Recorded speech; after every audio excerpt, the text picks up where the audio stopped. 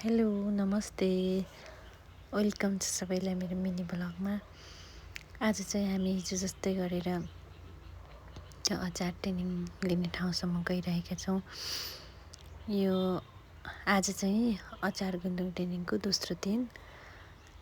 अनि आज चाहिँ म्यामले हामीलाई आलु चिप्स बनाउन सिकाउनु भयो।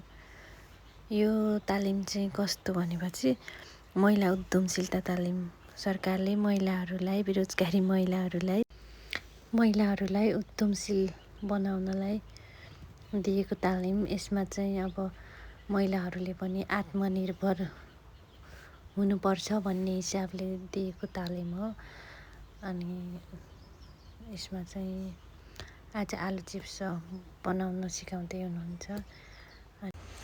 अनि आलु चिप्स बनाउन सिकेर हामीहरू त्यसलाई अब मरमसला लगाउन सिक्यौँ। अनि अब सिकेपछि अलिअलि खानु पनि पर्यो। त्यसलाई अलिअलि सबै मिलेर अलिअलि खायौँ। अनि नास्ताहरू खाएर हामीहरू फेरि घरतिर फर्क्यौँ।